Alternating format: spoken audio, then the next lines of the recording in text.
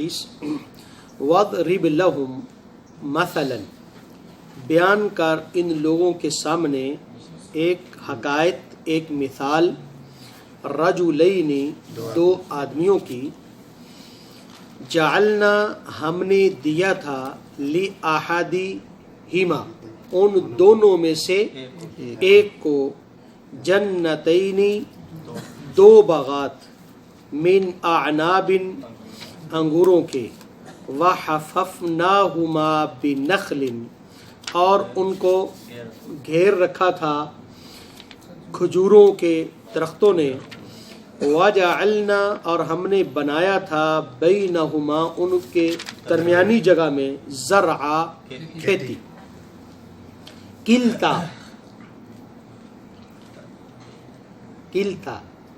کلتی دو کلتا کا معنی کیا ہے دو کلتل جنتین یہ دونوں باغات اتت لاتے تھے اکلہا اپنا پھل وَلَمْ تَظْلِمْ مِنْهُ شَيْئًا اور کچھ بھی کم نہیں کرتے یعنی بھرپور پھل آتا تھا وَفَجَّرْنَا اور ہم نے چلا دی تھی خِلَالَهُمَا ان کے درمیان میں نہرا نہریں پانی بھی اپنا زمین بھی بہترین وَكَانَ لَهُ ثَمَرٌ اور وہ اس بندے کے اور بھی پھل تھے اس میں اور بھی پھلوں کے درخت تھے فَقَالَ لِصَاحِبِهِ پس وہ اپنے ساتھی سے کہنے لگا وَهُوَ يُحَاوِرُهُ جب وہ اس سے بحث کر رہا تھا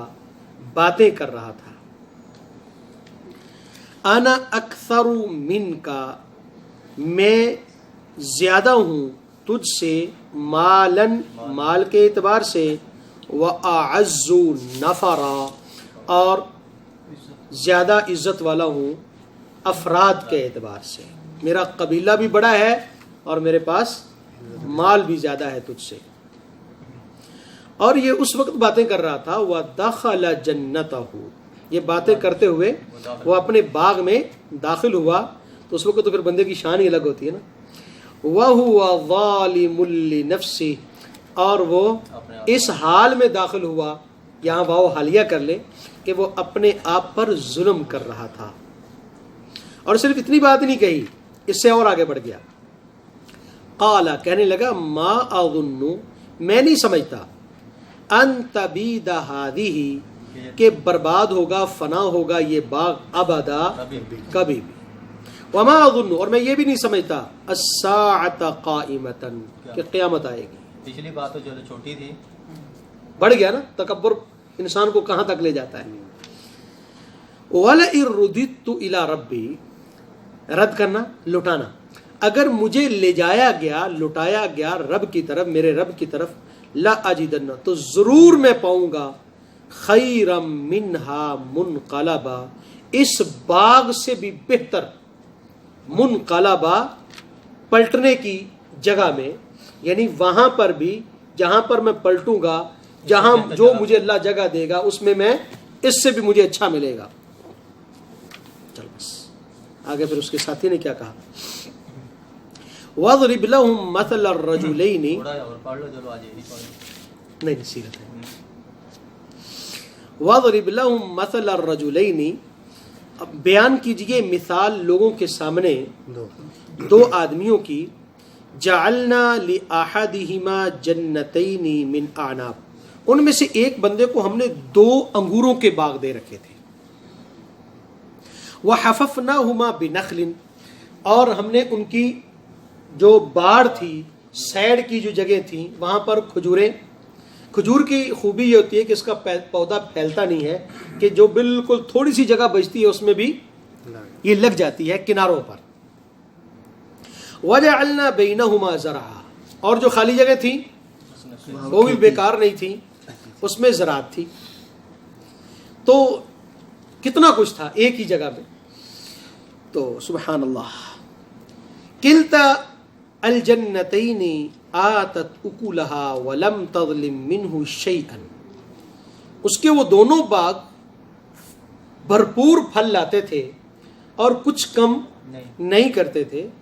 اور وَفَجَّرْنَا خِلَالَهُمَا نَهَرًا اور دونوں کے بیچ میں ہم نے نہر چلائی تھی, یعنی کہ پانی کا بھی انتظام بھرپور تھا, اس لیے پھل بھی بھرپور تھا. وَكَانَ لَهُ ثَمَرٌ اور اس کے اور بھی, جس طرح آج بھی جب لوگ باغ لگاتے ہیں تو بڑی چیزیں تو 2-3 لگاتے ہیں, لیکن اس کے ساتھ ساتھ 2-4 پودے کسی چیز کے, 2-4 پودے کسی چیز کے, تو اس لیے اس میں بھی اسی طرح مختلف قسم کے پودے لگے ہوئے تھے, مختلف تھے.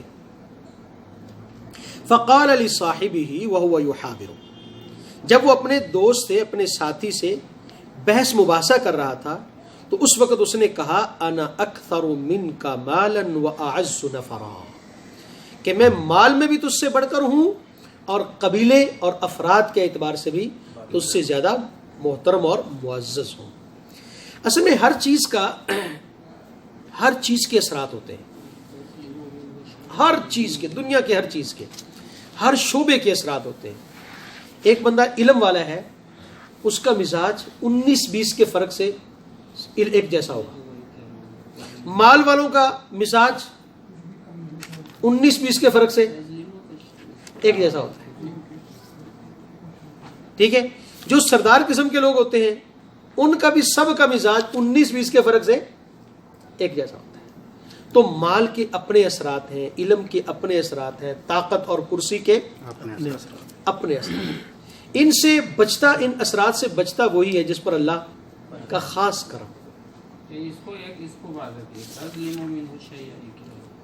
تظلم, ظلم اصل میں کہتے ہیں کسی چیز کو اس کی اصل جگہ سے ہٹا دینا. تو یہاں پر ولم تظلم منہ شیئا کا مطلب ہے کہ جو پیچھے بات کہی ہے نا کہ بھرپور پھل, اسی کی تاکید ہے کہ اس میں سے کچھ بھی کم نہیں ہوتا تھا. اس ظلم کے معنی میں نہیں ہے. اس ظلم کا اصل جو بنیادی معنی ہے وہ ہے کمی کرنا. جیسے مثال کے طور پر کوئی آدمی میرا حق نہیں دیتا تو وہ مجھ پر کیا کر رہا ہے, ہم اس کو کیا کہتے ہیں, ظلم کر رہا ہے. تو یہ اسی معنی میں ہے, یعنی بنیادی معنی میں, اصل معنی میں, لغوی معنی میں. اللہ اکبر. تو وہ کہنے لگا کہ میرے پاس مال بھی زیادہ ہے اور سردار بھی ہوں میں, یا افراد میرے پاس زیادہ ہے, یا اس کا مطلب میری اولاد زیادہ ہے نا. پہلے دور میں جب جس کی اولاد زیادہ ہوتی تھی وہ اپنے آپ کو محترم سمجھتا تھا, اور آج کل جو محترم سمجھتا ہے ان کی اولاد کم ہوتی ہے. لوگ دلیل تو اس چیز کی دیتے ہیں کہ دیکھو یار کہ حالات اچھے نہیں ہیں, غربت ہے, اس لیے اولاد تھوڑی ہونی چاہیے. لیکن تعجب ہے کہ اولاد ہمیشہ امیروں کی تھوڑی ہوتی ہے اور غریبوں کی ماشاءاللہ. مگر میں نے اکثر یہ چیز دیکھا ہے, جن کی اولاد کم ہوتی ہے وہ جتنا ملتا ہے اس میں ہی روتے رہتے ہیں. بالکل صحیح. زیادہ ہوتی ہے اس کو جتنا ملتا ہے وہ انہیں کو دیکھ کے خوش ہوتا ہے, میرے پاس یہ چیز ہے. بالکل. ابھی وہ پیچھے والا نظام بھی تو نہیں نہ رہا. اس وقت جو افراد کی قوت سمجھتے تھے کہ لڑائی پڑائی کو بالکل بالکل آج ٹھا چلتی ہے, وہ تو کرسی پہ بیٹھا نہیں کر سکتا. جی بدل گیا نا سسٹم.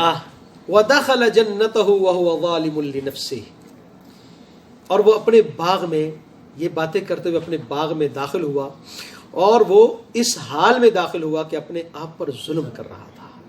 یعنی تکبر انسان کا وہاں تک نہیں محدود رہتا. انسان کا تکبر جو ہے وہ انسان کو آگے لے جاتا ہے. اب پہلے تو صرف اس کی بات تھی انسانوں تک محدود کہ جی میں دوسرے انسانوں سے افضل ہوں, بہتر ہوں. ٹھیک ہے, اب وہ آگے بڑھ گیا اور اللہ رب العزت کی بات ذات پر حملہ کرنے لگا, اللہ کی صفات پر حملہ کرنے لگا. نبی صلی اللہ علیہ وسلم نے فرمایا, بلکہ حدیث قدسی ہے, اللہ فرماتے ہیں کہ تکبر میری چادر ہے, تکبر میری چادر ہے, میرا لباس ہے. جو مجھ سے یہ چھیننے کی کوشش کرتا ہے میں اسے معاف نہیں کرتا. تو تکبر کسی جگہ پر رکتا نہیں ہے. تو قال کہنے لگے ما اظن ان تبید هذه ابدا, یہ کبھی تباہ نہیں ہوگا. اور ٹھیک ہے یار مان لیا یہ تباہ نہیں ہوگا, لیکن کیا تجھے موت آئے گی کہ نہیں آئے گی؟ اس نے کہہ دیا تم یہ بتاؤ. وما اظن الساعه قائمه اور کہتا میں نہیں سمجھتا کہ قیامت قائم ہوگی.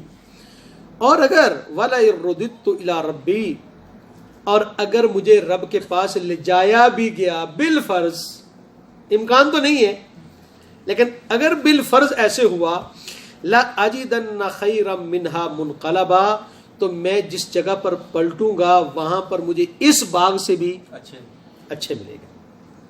یہ بات ہم بھی کہتے ہیں کہ نہیں؟ مثلا کہاں ہمارے یہاں بھی یہ بات چلتی ہے جی. اصل نقطہ یہی ہے کہ پرانی جو حقائقیں، جو مثالیں اللہ نے دی ہیں، ان کی روشنی میں ہمیں اپنا جائزہ لینا ہے. ہاں آج کہتے ہیں مولوی بخشے گئے تو ہم تو پہلے بخشے جائیں گے. فلاں بخشا گیا نا تو میں تو پہلے بخشا جاؤں گا. فلاں کو جنت ملے گی تو مجھے کیوں نہیں ملے گی؟ تو کلمہ پڑھتے ہیں تو جنتی ہے. کلمہ پڑھنے والا جنتی ہے. کلمہ پڑھنے والا جنتی تو ہے ہی. اور کلمہ پڑھنے کا مطلب کیا؟ وہی تو کہتے ہیں کہ کلمہ ہم نے پڑھا ہے، ہم جنت جائیں گے ضرور. اور کہتے ہیں ہم نہیں ہے، یہ تو بڑا چھوٹا لفظ ہے. کہتے ہیں ہم نہیں جائیں گے تو کون جائے گا؟ ہم نہیں جائیں گے تو کون جائے گا؟ اور کچھ کہتے ہیں ٹھیک ہے جی غلطیاں تو ہیں لیکن نبی صلی اللہ علیہ وسلم کی ساری امت نے جنت میں جانا ہی جانا ہے. نہیں میرے بھائی، اگر اتنی بات ہے تو نبی صلی اللہ علیہ وسلم نے یہ دین ہم تک پہنچانے کے لیے اتنی تکلیفیں کیوں برداشت کی؟